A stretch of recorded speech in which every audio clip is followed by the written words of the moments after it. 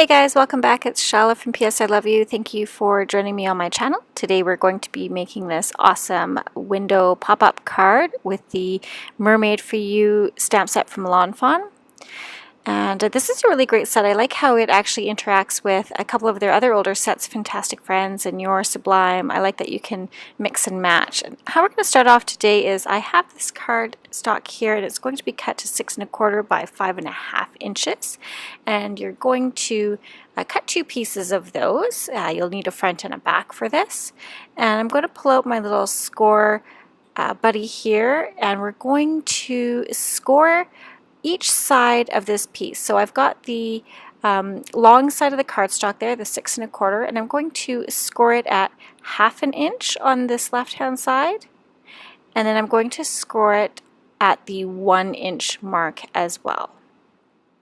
And what we're doing is we're setting up the fold lines for this pop-up card.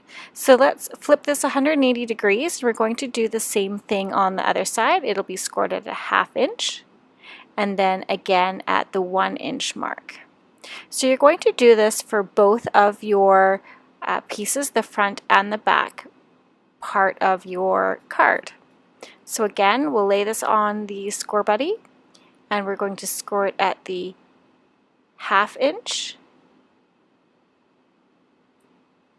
and again at the 1 inch.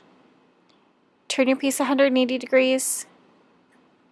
Then do the same thing at the 1/2 inch and the 1 inch. So we'll basically be creating almost like an accordion fold, or we are creating an accordion fold on this, and then we'll put those two pieces together. But there's a little bit of prep work that we need to do. I want to create the window portion of our card, and this is the front part, and I'm just using these stitched circle dies. I think it would be really fun if you had other shapes like stars, or you can do rectangles or squares, but to keep this simple I'm just going to be using the circle die today. So I want to line this up closer to the center top portion of the card. I want to leave room for my stamp sentiment underneath. So I'm just using the grid of my work surface there just to see if I can get this centered. Now this one is a bit big. I'm worried that if I cut using this really big one, the sides of the card are going to be a little weak. This is 80-pound cardstock, which you want to use 80-pound or heavier, just so that when you remove this hole, that your card still maintains some stability. If you're using a thinner cardstock, you may want to actually put two pieces together. You could actually cut one of them bigger than the other and then just layer them on top. So I'm just putting my washi tape on the back of my hand, and then I will tape my die down by putting it on the back of my hand. The oils from my hand will make the washi tape less sticky, so it doesn't rip my cardstock. Sometimes when you run it through the die cutting machine, it presses it down, and when you go to release it, it can tear your paper. So I run that through my Gemini Junior and it cut out really nicely. I had no issues there. So I'll set that aside, and I want to do the ink blending, the distress ink blending on the back portion of the card. So this is the portion you're going to see through that window that we cut out. Now the colors that I'm going to be using are Mermaid Lagoon, Salty Ocean, and Faded Jeans. And I'm using my Picket Fence blending brush just to do some blending. I find that this brush really does a great job of blending the colors nicely together. Sometimes when I use the regular circular sponges, I get that circle impression on my card, and I don't like that. I don't like that sometimes it doesn't blend nicely. Now if I want to do a really heavy ink blending, then I'll use my sponges, but this again, I want a nice light airy feel. I want an underwater feel for this, so I'll use these brushes. Now I'm going back and forth in between these colors. I want to create some shadows, some darker areas underwater. I'll bring this back in for reference. I used a hillside border, the Lawn Fawn hillside border, just to cut this darker cardstock, and that's going to be a little sand hill underneath in my scene.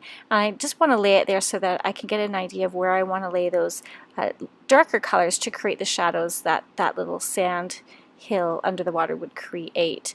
Now I did do some ink blending on that brown cardstock there, that little hill piece that you see, and I blended the ground espresso just to add a little bit of dimension and texture to that piece as well. So again, just going back and forth between these colors until I get the look of the blending that I like and get the feel of that underwater look that we're going for. Now you don't have to do just an underwater theme for these type of cards. I think it would be really cute to use the jungle themes that they have out there, some animals. You can do all sorts of things, maybe with birds. Really let yourself, your imagination go wild with these of what you could create. I think using a square and kind of making it look like you're looking into somebody's house through a window or out into nature, that would be fun too. So I wanted to use this happy birthday sentiment. It comes with the Hey There stamp set. I didn't have one that I liked, or there wasn't one with that mermaid set for happy birthday, so I just used this other one from Lawn Fawn, and I'm stamping it with VersaFine Claire Nocturne Black ink. If you watch my videos or follow my blog, you know that this is my absolute favorite sentiment ink, as it always stamps nicely. Alright, so I'm moving back to this piece that we distress inked. I want to add some spritzes and sprinkles of water to create bubble look of that underwater scene. So I'm just kind of sprinkling it on. I spritzed the paper first, and then I spritzed it in my hand, and then just kind of drop the droplets on top. I'm using my microfiber cloth to just kind of blot that up, and it gives you a little bit of those bubbles. I'm just going to add a few more. Again, you let it sit for just a little bit and then blot it up, and you can see it kind of gives that underwater bubble look.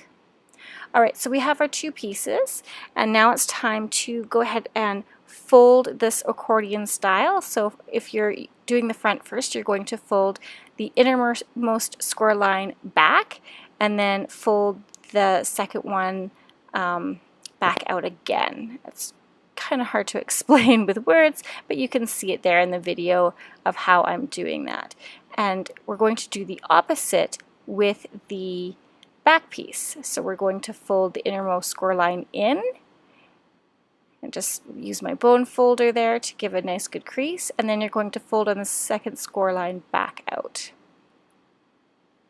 And then what we'll do is we'll end up adhering these two pieces together. So as you can see there, they fit nicely together, and it forms our little shadow box. Alright, so from here, we're going to start building our scene. Now, like I said, I went ahead and I stamped the images from Lawn Fawn's Mermaid for you, a few images from Fantastic Friends, as well as some from Your Sublime. I stamped and Copic colored those off screen just because it would take too long, and then I just fussy cut them out. I also have a few dies of seaweed and kind of coral pieces that you see here. I can't remember where I got these from, but they seem to work perfectly for this. So what I did is I just die cut those out of two different colors of green cardstock, and then I used that ground espresso, again just doing some ink blending on top just to give them a little bit more texture, depth, and dimension. Alright, so you can see I have a lot of little images here. I'm not going to be using them all today for this card, but I definitely will be making more of these cards, and I can use the rest of the images for that. So I'm laying my little hill in the window there to get an idea of where I want to place everything, and I do want to add as much dimension as possible. Now just keep in mind, if you plan on mailing this, you'll want to use either like a bubble envelope or a bigger envelope so that this will fit in there if you're adding lots of dimension to it, and you're probably going to have to add extra postage.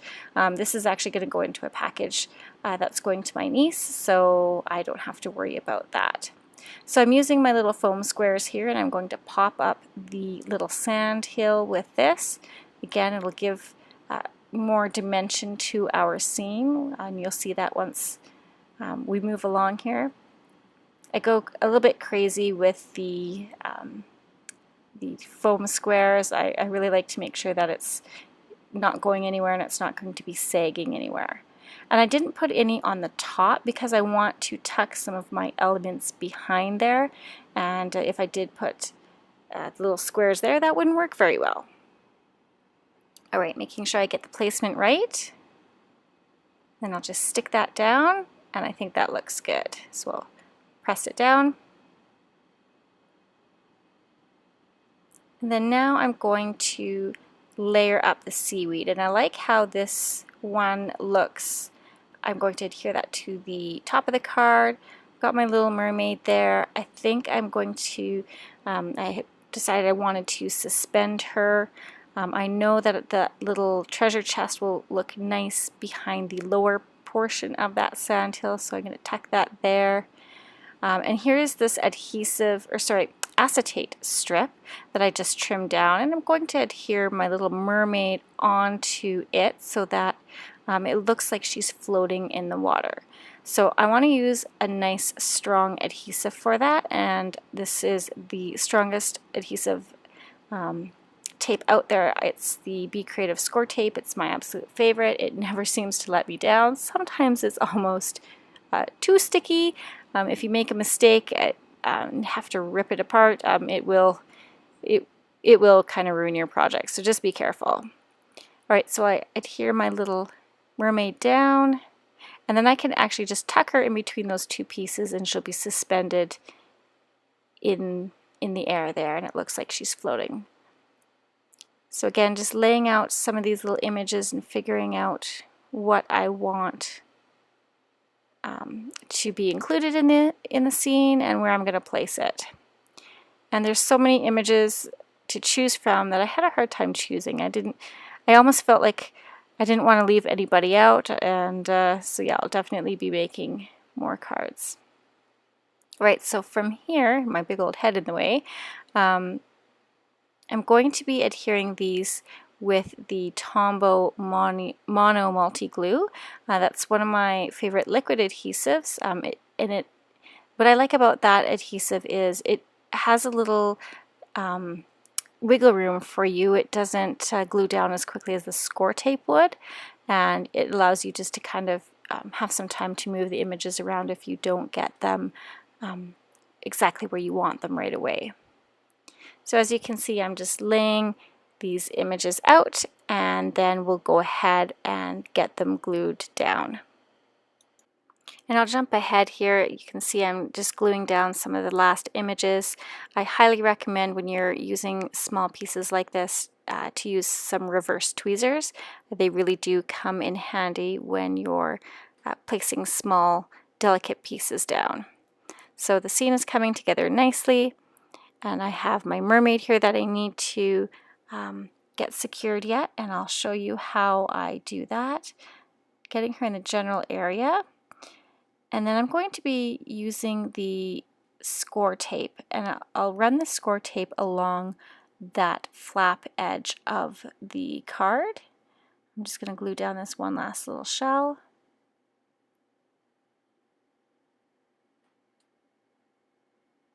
And again, you can see how those reverse tweezers come in handy. And then this last seaweed piece, I wanted it to be adhered to the front. And again, like I had mentioned, using this mono glue works really well to have some wiggle room, and I needed that here when I was putting this one down. I have the mono glue in a separate little container. I think I bought that off of Amazon. It's just got a really nice fine nozzle on it so that the glue comes out slower and at smaller amounts, which worked well for this really delicate piece. Okay, so now I need to work with my little mermaid and get her situated. I think that looks good. Have her more to the top. So I'll take my score tape and I will run it along those little flap folded edges.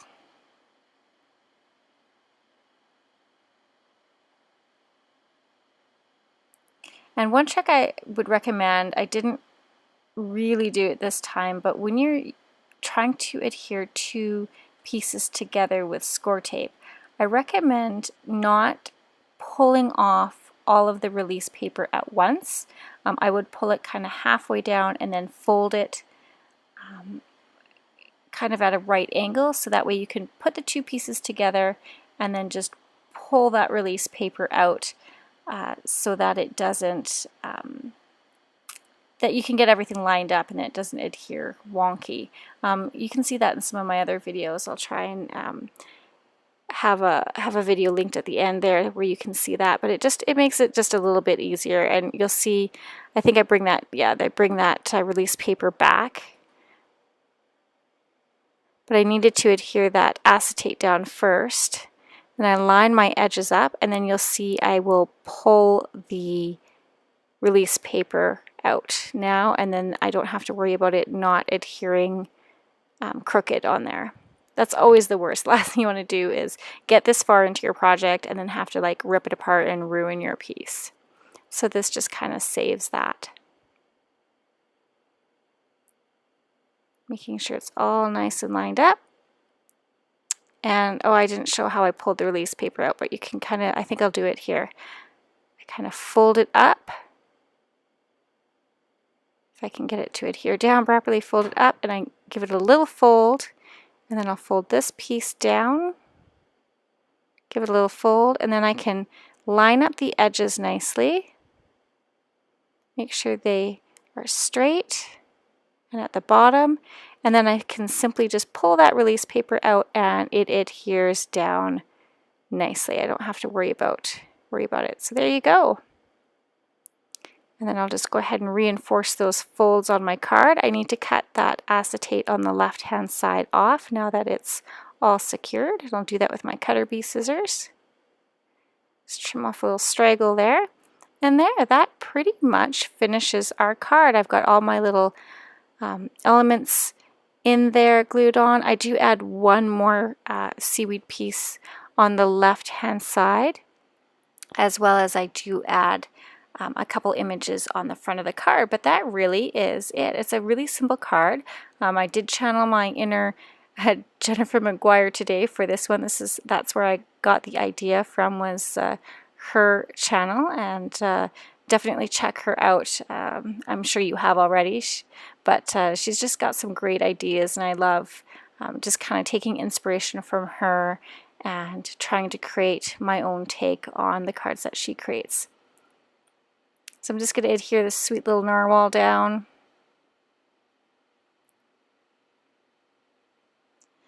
And then I'll add the little seahorse on the top there. And then that kind of just finishes it off. Now you can add some sequins or gems to this. I decided not to. I thought I'd just keep this one fairly simple. And it's hard not to add all the elements there because they're all so adorable. I wanted to add every single little critter in there, but I definitely had to refrain from doing that this time.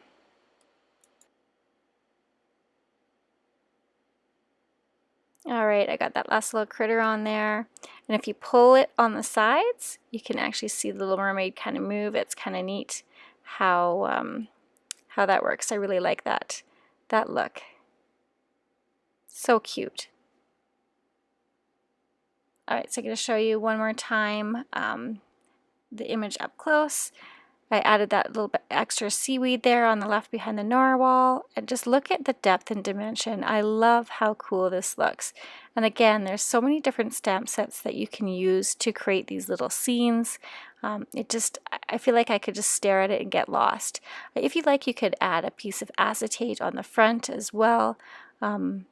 Just to give it a little different look. You can write your sentiment here on the back. You can also adhere this to an A2 size card. I just didn't think I was going to do that this time. I would add a little bulk for me anyways. So here's a close-up look of the card. Again, look at that. You can see the kind of like the little bubbles in the background from the water that we spritzed on there. The different layers that we added with that little sand hill, and then tucking the images in the back, adhering elements to the back part of the front portion of the card also gives it lots of interest and dimension. So thank you so much for joining me today. I hope you enjoyed today's card tutorial.